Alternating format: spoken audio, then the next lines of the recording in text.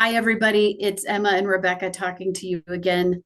Today, we are talking about the repercussions of overcommitting. So, as a reminder, I'm Rebecca with Clarity to Authenticity Coaching. I'm a life coach who helps people get out of overwhelm or avoid overwhelm so that they don't end up in burnout. And so, this fits right into that kind of a perspective is when we overcommit, it is so easy to get overwhelmed. And if it's temporary and it's just for like a month or two or a day, that's one thing. However, if it becomes a habitual habit, then we've got issues. So that's where we're doing this three-part series on overcommitting. So Emma, what's your experience with this?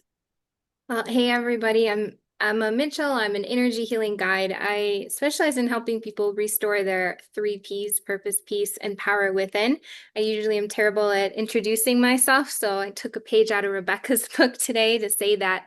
But one of the big things that I do for my business is I am an energy healer. I'm a Reiki healer. So I actually can talk to people's inner self. And what I see with overcommitment it's in a lot of people I work with. It's just, I don't know if it's this area we live in or if it's just generally in the United States that people are typically overcommitted to many different things. And then they come see me for energy healing because they're not feeling right. They're not feeling right in their mental state, their emotional state, their physical state or with their relationships, and they don't know what's going on. Why am I feeling this way? I feel stuck. I feel lost. I feel bad, heavy. So I want to talk to you before we get into this overcommitment about what I see when I do this stuff. Typically, somebody's chakras that show me that they're overcommitted is in their root chakra. So this is the foundation of stability, food, water, shelter, safety, and finances. If somebody is Mm. if somebody is overcommitted, they're probably hitting one of those things, and that's the reason why they're overcommitting. Relationships also live in this root chakra. So when I see people who are overcommitted in their root chakra, it looks like um, it can look two different ways. When people are controlling, it looks like a closed door, like energy's not flowing. When they're overcommitted and they're just letting everything take them, it looks like a one of those what do you call it? Like a saloon door, just whoop, whoop, whoop, whoop, whoop. Like everything is coming in and out, in and out, in and out. And so it's like they have no boundaries, they have no sense of self. They can't like control what their body is doing because there's so much of this, hey, I'll just go wherever the wind takes me. The other place that I see this a lot is in the heart chakra. And so when I do Reiki, people's chakras actually talk to me. And I know that sounds weird, but if you do Reiki with me, you'll know what I'm talking about.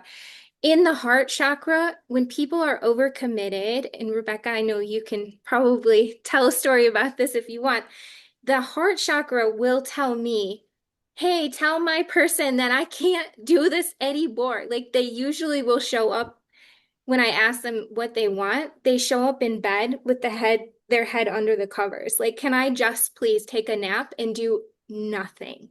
And that's what it looks like. A person that's hair's all crazy and wild and like, wah, and wants to go to bed.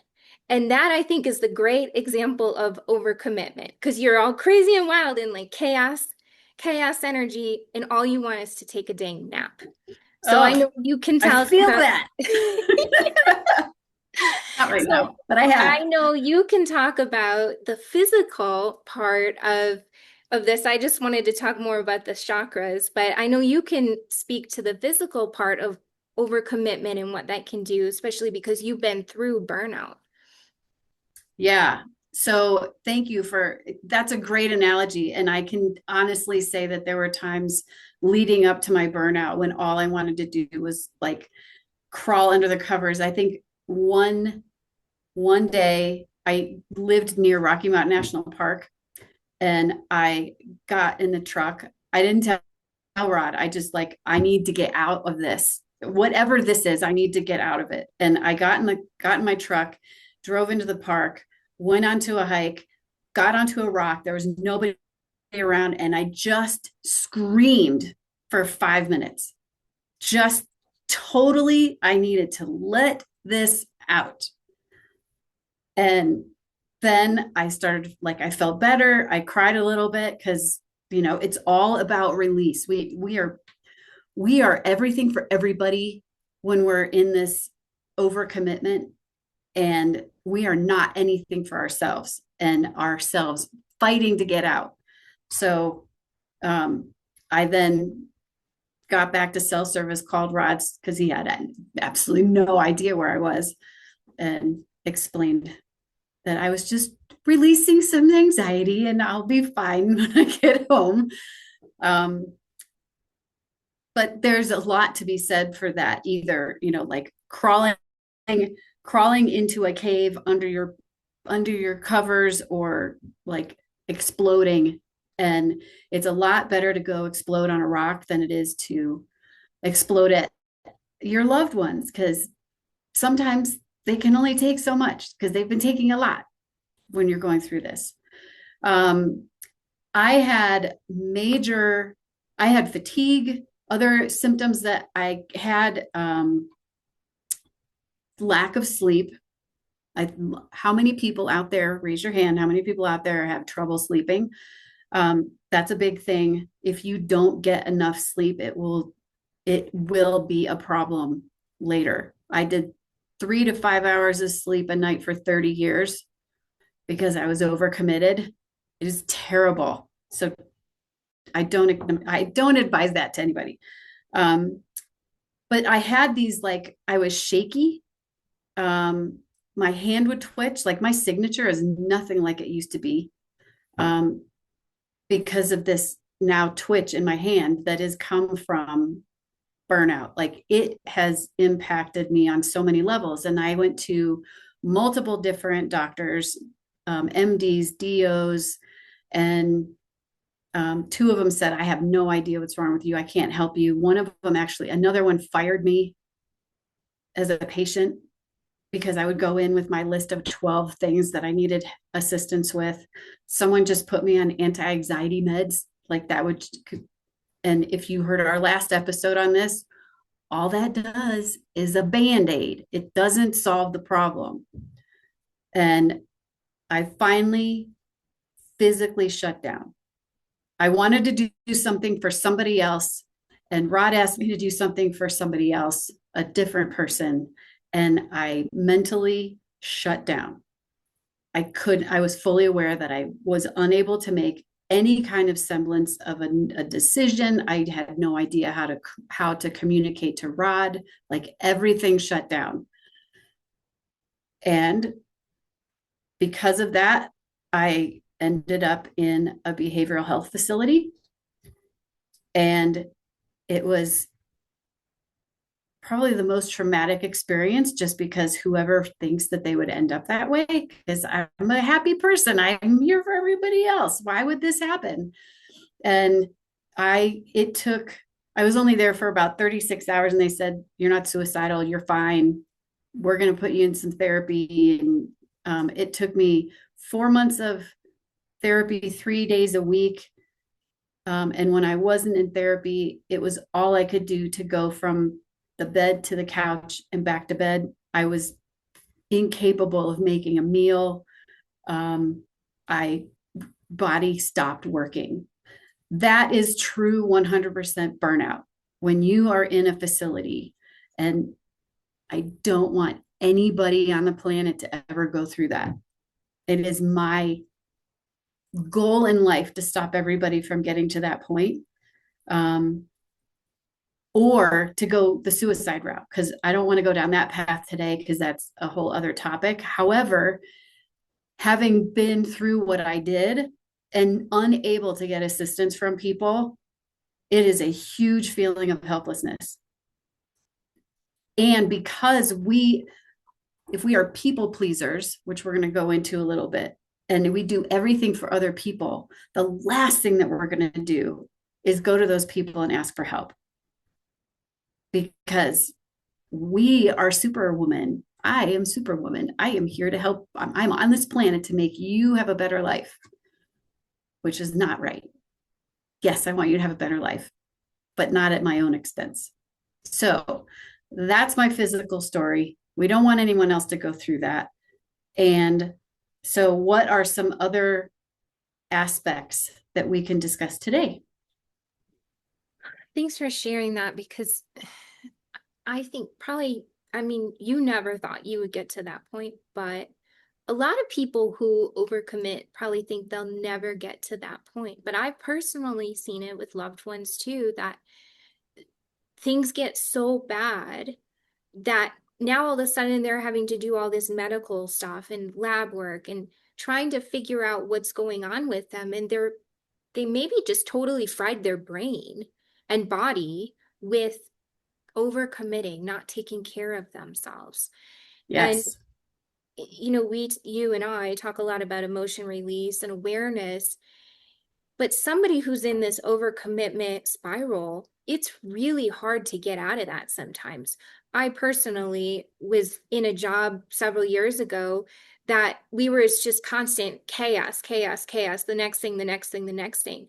When things finally went steady, I could not I couldn't do my job anymore because I couldn't understand how to just be on my day to day without having all of these things being flying at me. And I ended up quitting that job and had to take a few months just to kind of reset myself from that. And I'm not saying I was anywhere close to where you were, but I still understand and recognize that overcommitment, that always putting out fires, always needing to be needed, that validation externally from others saying, oh, thank you for doing this or being there for me. Um, I want to talk some about the impact on relationships, because you did talk about the mental already, but impact on relationships. Let's talk about people pleasing first. When somebody's a people pleaser, the definition of that, right, is you want to please other people. So if you are overcommitting, you're saying yes. Maybe you're saying yes to this friend who wants to do something on Saturday night. You're saying yes to your boss who wants you to work on Saturday night. You're saying yes to your spouse who wants you to do something Saturday afternoon. Who are you letting down? Because two of those people are going to actually be told no. So I know several people who will say yes, yes, yes, yes, yes, and then totally ghost or cancel. And what is that? What does that do? You're trying to people please, but you show up as an unreliable and an untrustworthy person. So are you pleasing people, or what's do you see where I'm going? Like, the effect is actually the opposite. So when you're overcommitting, you're saying, yes, I can do this, this, this, this, this, and then you can't do all of those things, then you're letting people down. You're not focused, like we talked about in the last one, and you're not fully putting 100% effort into that. So if you're overcommitted, people don't feel like they can even really ask you to do much. And when you're people pleasing, like you said, Rebecca, you're not good at asking for help. You're not good at getting that reciprocal, and you're pleasing yourself. Well, that sounds weird, but you are It being is. you're not making yourself happy. All you're doing is you're giving pieces of yourself away, away, away, away, and you're like dissolving your sense of self in a way. I've worked with so many moms whose kids have left the home and they have no idea who they are because they've just always given themselves away 100%. And so they're totally lost with their own sense of self. And I would say overcommitting does that. We've also talked about relationships with significant others. If you're overcommitting yourself, you're probably not having a great relationship with your kids. Maybe you are, but then you're not balancing out with maybe your relationship with your spouse or with your Mhm. career, or maybe your self goes to your career and then your relationships fall by the wayside. Another symptom that I've seen with people who overcommit, they isolate when they're able to. And so if they say they're going to, Monday they say they want to do something social on Friday, Friday comes around and they're just totally done. They're going to sit at home. So that isolation is not healthy either, because usually when you're sitting at home, you're not really helping yourself or getting that socializing time that's really important for our mental health too. So, Yeah, laughter yeah. is a great counteractive to that and help. Like, you need, in order to get out of that overwhelm and burnout, you have to laugh, and like full on body out loud laughing. Yeah. And so you need the camaraderie in order to do that. At the same time, you have to honor, if you are completely pooped and exhausted and you need to just sit at home and watch stupid mindless TV or Mhm. whatever, just, may I suggest not scrolling through social media, because that is a whole other Mhm. way of making yourself feel worse.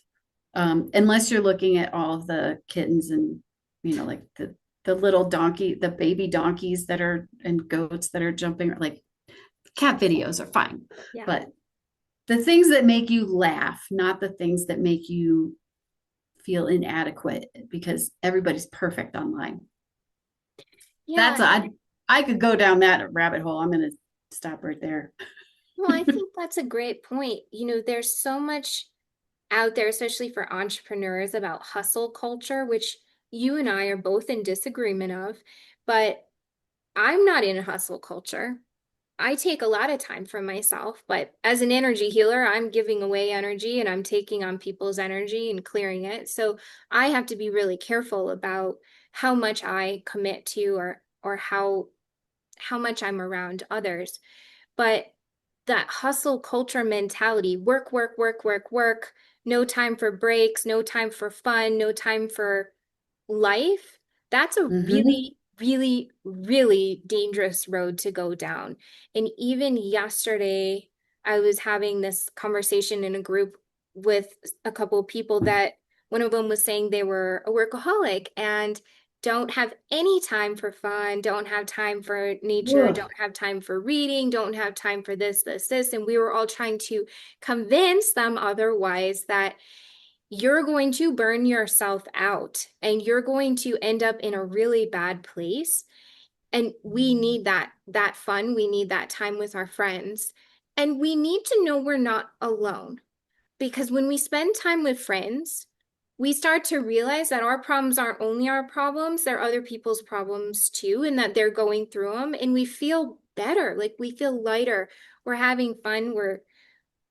We're spending time in a not productive way. And I think we all need that to relax. Absolutely. You're reminding me of um, a rule that I have implemented, is it's 137, Yeah. which means one day off a week, one day fully off of commitments to other people, unless it's with your family doing something fun, whatever, going on a drive somewhere, or whatever, doing one day completely away from activities that have to do with your overcommitment. Three is 3 days off in a row in a month, every month, taking 3 days off in a row.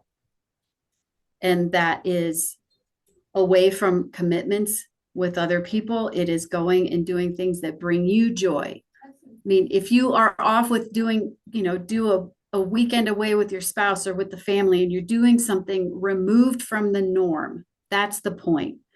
3 days away from the routine. And 7 is 7 days a quarter.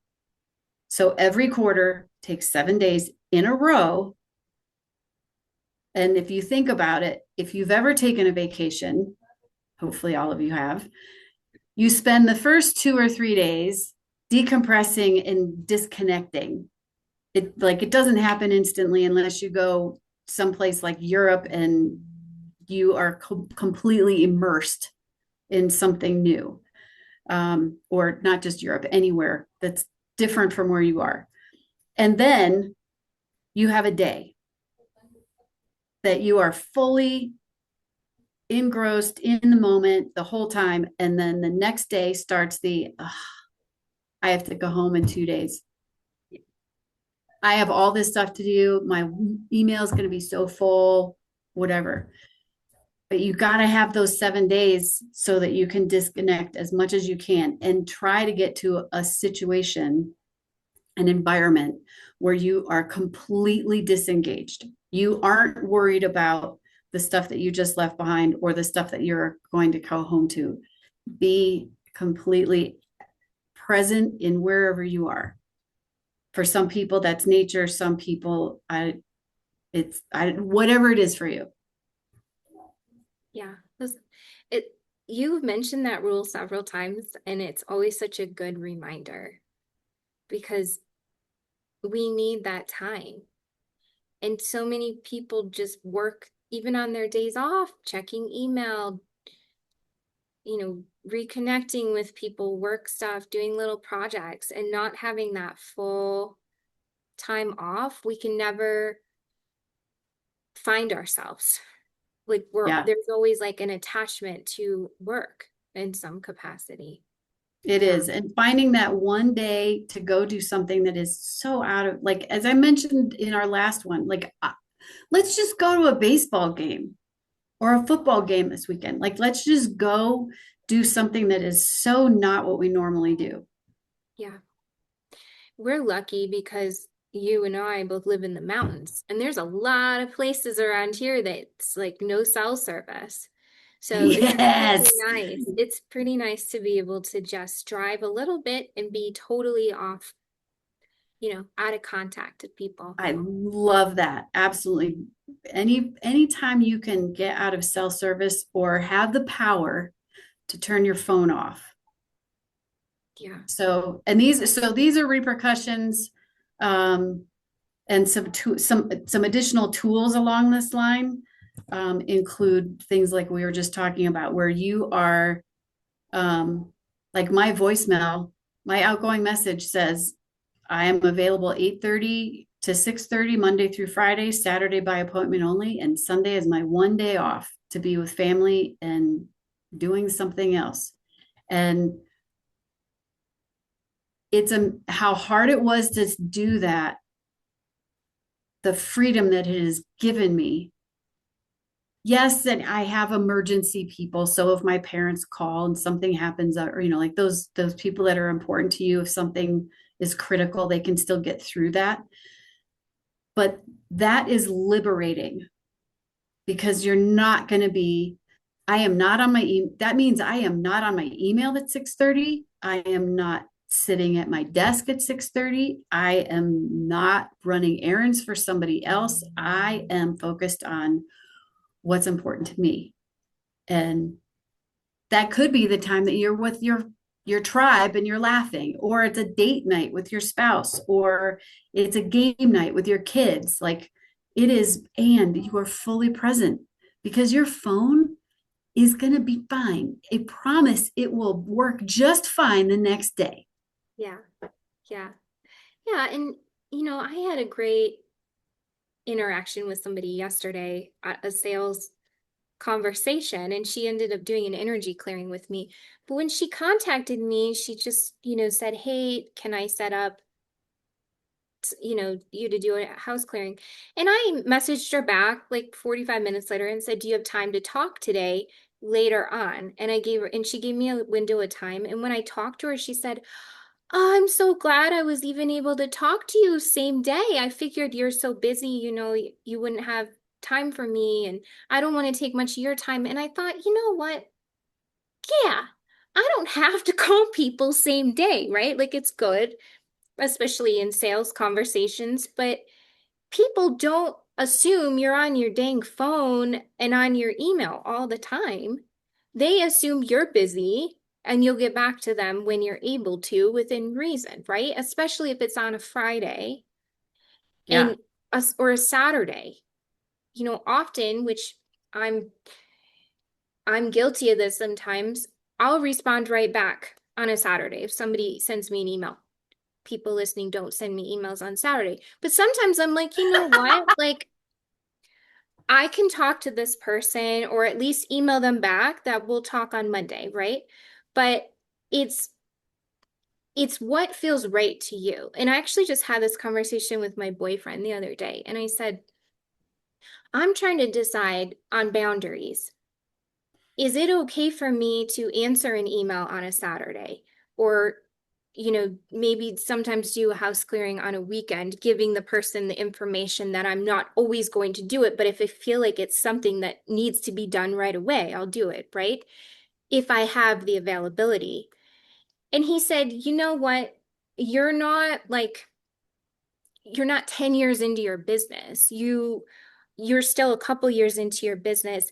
It's okay if you choose to do that once in a while. That's not that big of a deal, but it is important to establish boundaries. And, I've learned a lot from you, Rebecca, of even saying to somebody, I will do this time, but I do not usually work on the weekends because I don't. And prefacing with any boundary, like this is a one-time deal. Like don't text me on the weekends. In an I don't say it like that, but you know what I mean. Yeah. And because sometimes, your rule isn't my rule. My rule isn't somebody else's rule, but we have to do what feels right to us, making sure we have that time, whatever Yeah. day of the week or a couple days of the week that we want to take that time to no phones, no Right. emails, etc. Yeah. So I learned this. I in my real estate business, especially, and Tim pointed this out. Like when you're starting a new business, it's easy to just someone wants my attention. Okay, I will do whatever it takes. I'll be there at midnight. Because it's business. It's exciting, and but if you that has to have at some point you have to set some boundaries. So a woman, I know another realtor who takes Wednesdays off. Mhm. She's still available to do open houses and things on weekends, and she takes Wednesdays off. And what does she do? She spends the day taking care of her grandson. Oh, that's So right, so it's another way to bring herself some joy, hmm and she's helping her family and so forth, and it's a completely disconnect from her everyday routine.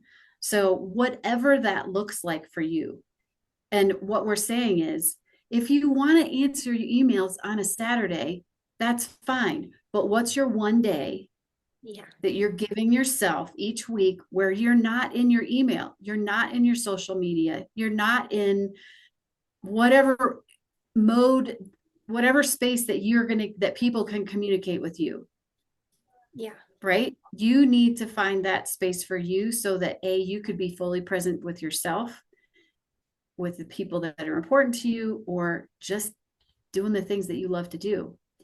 The first time I was leaning towards, I call it burnout, but I didn't have the facility. I wasn't that bad. hmm Um, but I had an emotional outburst with people that I worked with. And I was still, I was working 80 hours a week because that's what I did. And I thought, this is inappropriate. I can't be like this. So I went in to work and I said, I need, I think I need some time off. I'm irritable and I'm not professional in the office, and I feel like I need a break. And they said, we're too busy. You can have Friday off.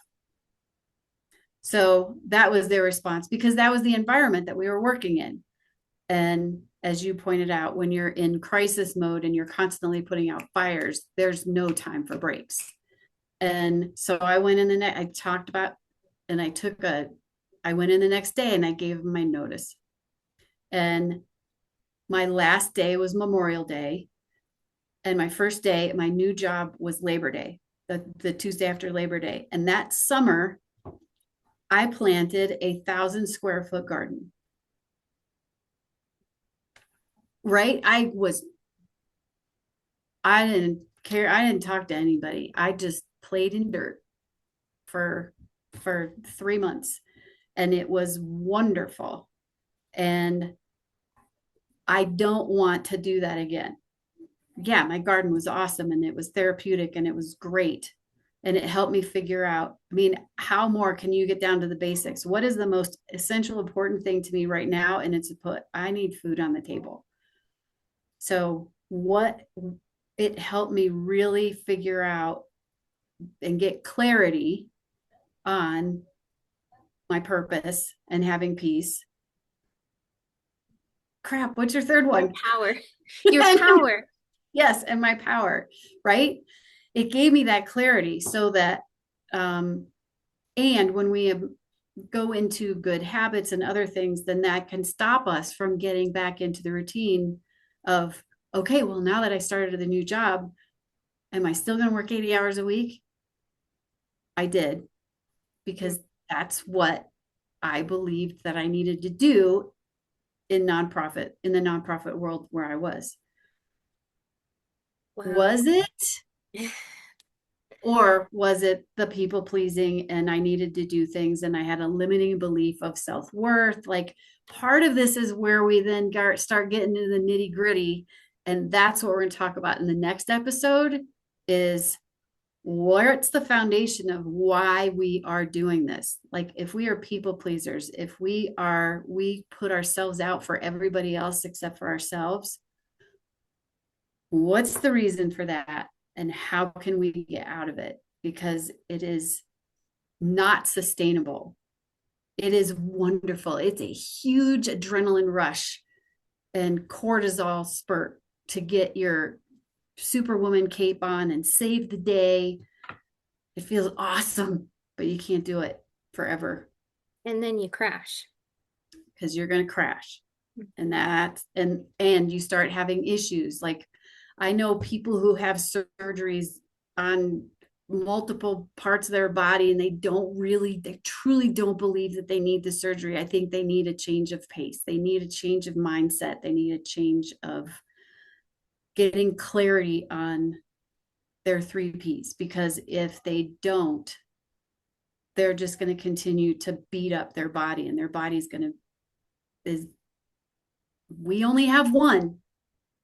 Mhm. And if we treat it poorly by doing for others rather than for ourselves, then it's not going to last very long. We only have one brain, too. That's true. It's probably, I think that's the only, is that the only organ you can't have replaced? I don't know. I don't know. But we should go look that up. Now I'm I haven't thinking watched about enough it. Grey's Anatomy yet to find out.